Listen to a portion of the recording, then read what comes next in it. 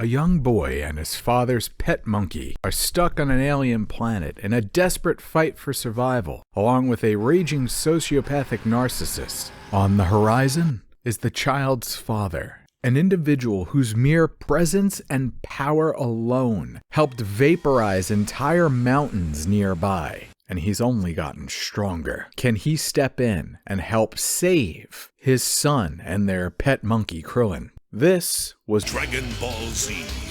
Yo! Which of these leading soft drinks gives you nutrition with vitamin A? Yoo-hoo! Vitamin B2? Yoo-hoo! Vitamin C? Yoo-hoo! Vitamin... These nuts. Ha! Got him! Yoo-hoo. And a little bit of protein? Yoo-hoo! Which soft drink has all that, is 99% caffeine-free, and tastes delicious? How about you suck my cock? And as soon as the episode ends and the universe's greatest warrior is just about to reach the planet, you're waiting for that next episode. And what happens?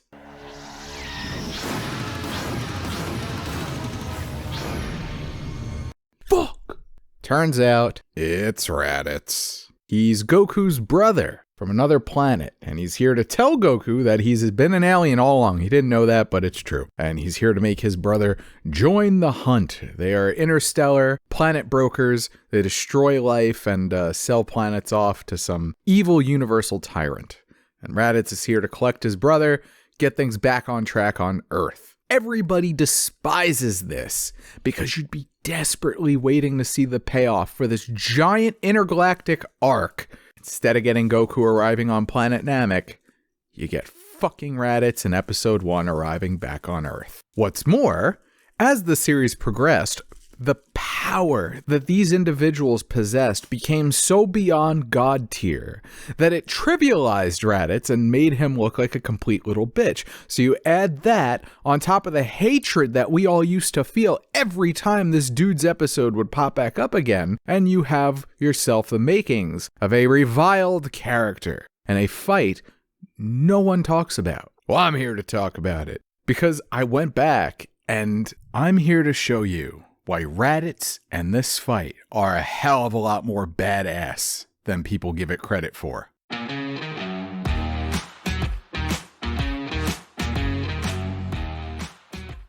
One of the biggest bonuses that this whole Raditz arc missed out on with most American fans is that there was an entire story told before we even got to this point. And I'm going to give you a very quick rundown. This is Goku. From the moment he was a small child, he showed exceptional strength and aptitude for martial arts. There were several tournaments that these different characters entered. They grew massively in strength. They had these amazing training arcs and sessions. People died. People came back. There were these magic Dragon Balls that they had to hunt down. And then there were demon kings that almost destroyed the entire world, leading to crazy scenarios like beams of energy shooting out of people's bodies that are capable of annihilating entire countrysides. So by the time we get here, the characters are already demonstrating some pretty fantastical things and incredible feats of strength and power. And since you've already taken on godlike foes on Earth, well, let's introduce an alien. And the first thing we see is this humanish looking alien confronting the main big bad from the previous arc of the Dragon Ball series. And as a fan, I'm at the edge of my seat because this is the most powerful villain in the show squaring off against this unknown entity. We're not pulling any punches right off the bat. The stakes are massive. And the character really sells this. If you're a wrestling fan, Piccolo, the green guy, puts Raditz over big time, talking about how he's never felt a power like this before, which, yep, those of you who are fans of Dragon Ball Z, they started doing that shit as early as the first 5 minutes of episode 1. I've never felt a power this strong before becomes a massive meme across the series. They never stop recycling that line. Multiple characters say it in reference to multiple other characters as the show would go on, and it started early and never stopped. Confronted with a power he's never felt before, Piccolo, a closet Second Amendment rights activist, does what any self-respecting gun-toting American would do when being challenged by an illegal alien. He starts blasting first and asks questions later. And it does absolutely nothing. The author has done a perfect job of demonstrating that our hero, who barely managed to defeat Piccolo, he's gonna have his hands full. Here he is, the man, the myth, the legend, Goku. What's interesting is that we see Goku coming to help his son. That's right, Goku flies around on a cloud called the Nimbus, and his son is stuck on a branch in the middle of a mountain. Wait, what? How the fuck did this kid get there? And that's going to become a very important part of not only this arc, but the series as a whole. We're going to skip a little bit of character work, but essentially, fans of the series have seen Goku grow from a small child into now he's a grown man with his own kid. And the other characters are reacting to that just as the audience likely is. It's been a crazy journey, and it's about to take one hell of a serious turn as Raditz shows up to tell Goku that all along he's been an alien and all that other shit I said earlier, beats the living shit out of him, beats the shit out of Krillin, just bitch slaps him with the tail, grabs Goku's son, and takes off. Tells him, listen, I want you to annihilate 100 species today, otherwise you ain't getting your kid back. And then you're going to come with me and we're going to destroy planets. So Goku now has this ultimatum: brutally murder hundreds of species, a disgusting, awful thing to ask him to do. He clearly isn't going to want to do that, or try to take this horrific alien creature that's way more powerful than you head on. And how's he supposed to do that? Cue up the strongest villain in the entire series, and we have ourselves a goddamn motherfucking team up of the two strongest individuals in the entire show having to team together to take on this foreign enemy. The stakes can't possibly be higher. It so effectively sets up, out of nowhere, this new villain that fans are already frothing at the mouth to see how this battle's going to go. And since we're talking about interplanetary annihilation, you can't get much higher stakes than that. So the stakes or consequences couldn't be higher. They include brutally murdering all life itself, a kidnapped child whose life is potentially at risk, the hero's life is in danger, along with the main villain, and all the characters that we know and love. The credibility is well established because we've seen Goku and Piccolo rise to become these super powerful warriors, and Raditz, by individually showing up, both of those characters are in Goku's place, putting him through a fucking wall.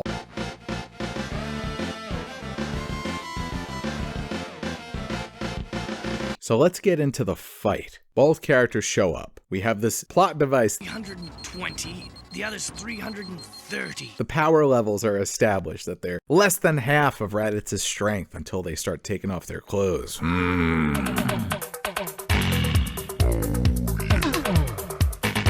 And it's at this point we find out that our heroes, our Earth characters, they have the ability to disguise their power, which is something that the aliens are apparently unfamiliar with. They've got a better chance than they did before. And in what is something that becomes very unique for this series, rather than egotistically demand a one-on-one fight, both Goku and Piccolo, they recognize the stakes, and without any hesitation, they know they have to take this guy on 2 versus 1. Unless you can think of something else.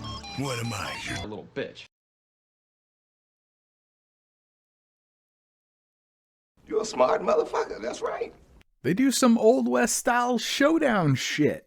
As we get some random images of the surrounding wildlife and animals, those are the creatures whose lives are at risk right now. And then both Piccolo and Goku take off, running at him full speed. Piccolo apparently invents the Naruto run in this scene right here, as we see dashes and lines, just flashes of their arm skin and their clothes, indicating that they're moving so fast that you can't possibly conceive of what's going on. You can't keep up with the action.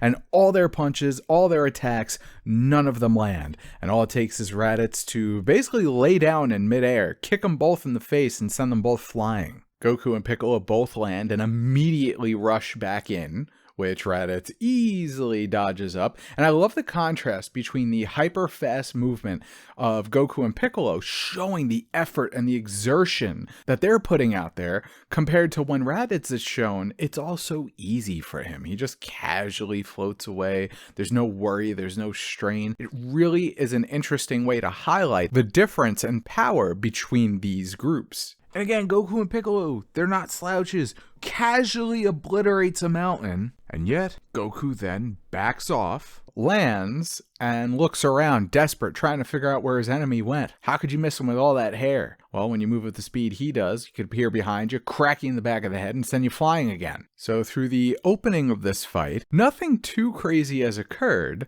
Okay, that's a lie. The man blew up a fucking mountain. It's pretty crazy. But I do really like the interesting way that they highlighted the difference in power dynamics by using speed and strain versus that casual floaty ship. Now, how the fuck are Goku and Piccolo supposed to beat this guy? And that's a question everybody's got to be asking themselves. Throughout this entire series, we've seen Goku and other characters train up in the time where we don't see them necessarily. And when they come back after a long layoff, they have immense power or new tricks that we've never seen before. So as a fan, kind of salivating. You want to see where they're going to break out next. Well, Piccolo's got the answer. I tell you what he doesn't have.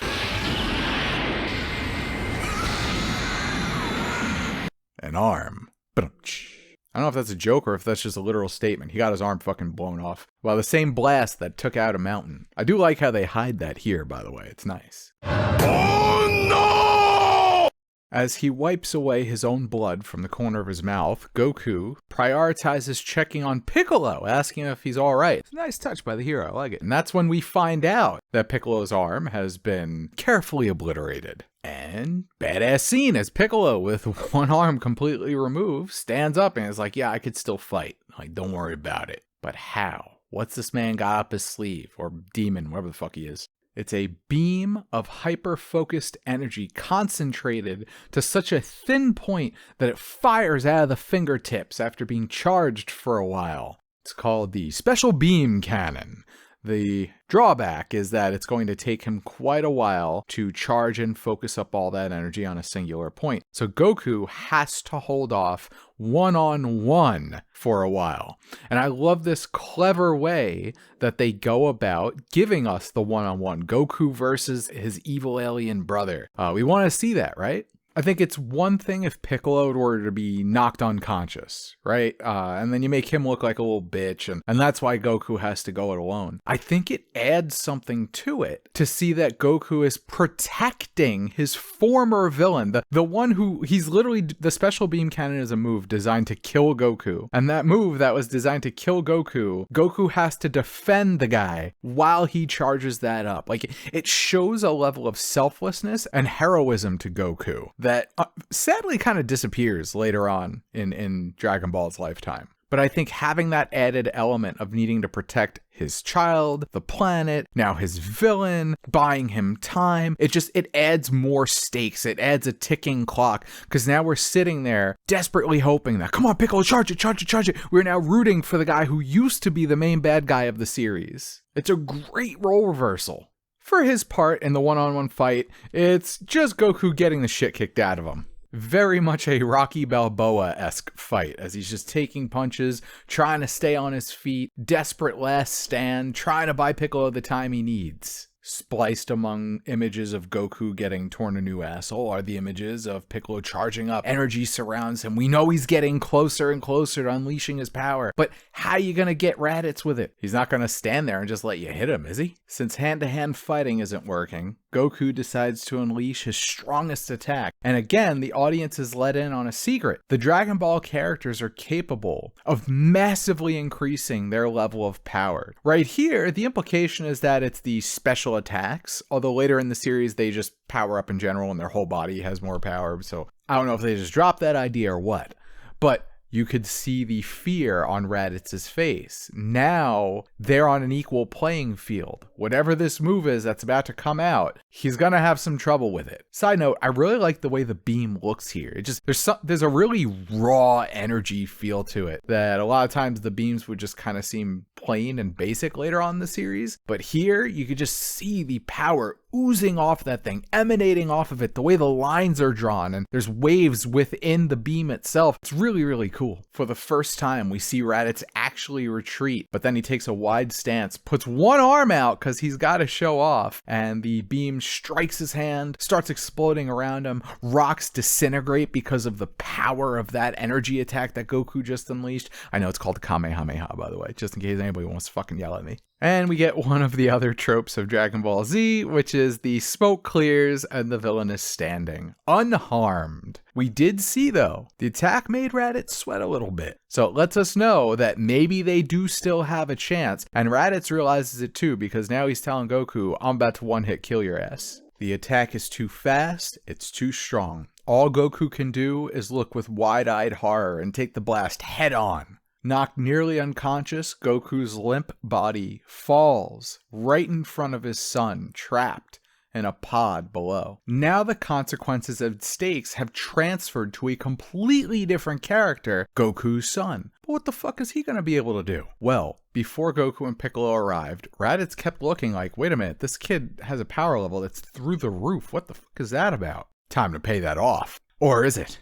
Piccolo finally has his special beam cannon ready, fires it right at Raditz, and we see this little flash of Raditz's armor breaking. So it's a nice little touch to let you think, oh, maybe he got him. And then Piccolo shows that, hey, you're not the only one who could blow up a mountain, as his beam hits one and completely obliterates it. Rest in peace, mountain. You were too good for this world. So now at this point, we have had this great give and take. We've seen the hand-to-hand, we've seen the special moves come out, and we've seen that despite throwing their best at Raditz, it's not good enough. Or is it? Because Raditz dodged Piccolo's attack. He did not take it head on. And that tells you that if they could hit him again somehow, maybe they got a chance. When Piccolo and Raditz first met, Raditz threatened that he was going to hit him with a move, keep your eye on the birdie, and now he brings it up again. I'm going to show you what a real power move is. He lifts his hand. And since the idea of this move was introduced earlier, we as the audience expect that it's going to come out at some point, and this is likely the point. How are they going to survive? What's going to happen here? Well, bam, your expectations that you're going to see that move, they get shattered, as Dragon Ball was very well known for its humor as well. And you have kind of a humorous moment here as he throws his arm forward. You think an attack's going to come out. He's sitting there yelling. You're like, what the fuck? Something feels off.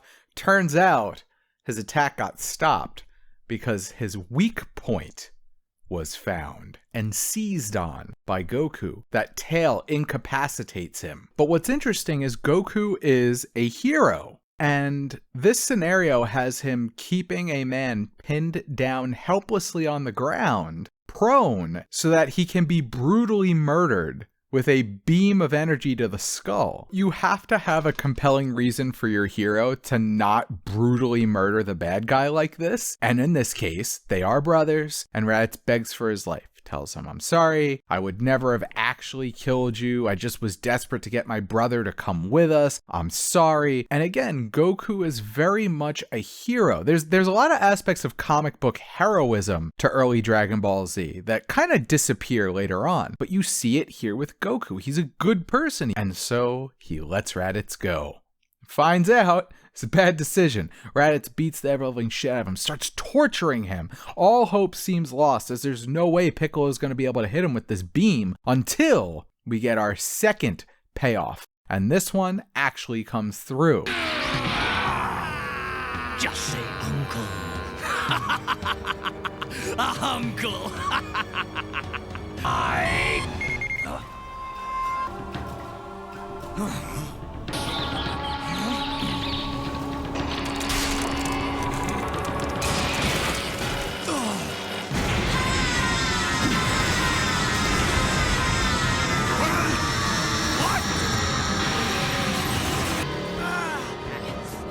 So you've taught the boy a few tricks. Go on! Daddy can't get up right now! Run away from here! Power level 1,370? Impossible for a kid! And yet, it's going up! For the first time, we see Raditz completely shook. His pupils are dilated. He's horrified, looking at this child demonstrating a power that exceeds his own. It's something he can't even fathom that a child would be this strong. Which, by the way, he also mentions that Gohan's power level is still going up, so the stated number isn't even the final number. Gohan's power, giant question mark, we don't know what it would top out at. How did Gohan get stuck on that branch earlier? Well, might have a little something to do with his hidden power. It's revealed that Gohan, when he has these little temper tantrums, unfortunately also gets a bit of amnesia. He doesn't remember using that power. It's almost like he goes into a fugue state of pure rage when he unleashes his strength, and that gets him kicked in the face by Raditz. Oh, you dirty son of a bitch. Again, stakes. Now we just saw this child, this helpless little boy, when he's depowered at least, getting abused by this murderous alien. There's no coming back. If Goku gets him down again, he can't let him go. But you can't have Goku brutally murder somebody by holding them on the ground like that, right? So how do you save this? How do you make it so that Goku can hold this guy still to get brutally murdered, but salvage the hero character? Well, you gotta make the ultimate sacrifice. And with a strong bit of irony, the move that was originally meant for Goku is used on Goku. He desperately holds on as Raditz beats the living shit out of him, tries elbowing him, tries grabbing him. It's a desperate fight for survival for Raditz and for Goku, as he knows they're all dead if he doesn't hold on with every ounce of strength he has, despite the cracked ribs, feeling like he's half dead already. What's his reward?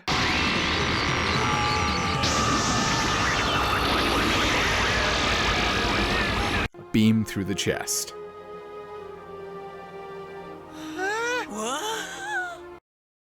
A little bitch. Fuck you! Goku? Goku! Let's see where the series goes from here. And maybe we'll do just that, or maybe this will be a one-off just breaking down how badass this fight is. I do know I have several topics that I would like to cover, including why Goku really feels off now. There's just something about him and really Dragon Ball as a whole that it's lost something that I think it really needs to get back. And you really see it in these early episodes. But I'm not going to give it away just yet. We'll save that for if I do another video. Thanks so much everybody for watching. Give a like, do all the YouTube things that you know help the creators out. If you want, I'll see y'all next time. By the way, if you don't know, this is Gwell. This is not Dark Hour. There's two of us on this channel. I've just been lazy and I haven't done a lot of content since our early X-Men days. And my Wednesday video was a disaster, so I kind of just got busy with stuff. I'd say I'm not going to ramble anymore. If there are any other Dragon Ball Z fights you want me to break down and talk about why they're badass, let me know. If you want me to just review some of these early episodes in general, let me know. I'd be happy to do that. And if you have a series you'd like me to take a look at, absolutely throw it in the comments and I could do that no problem. Peace.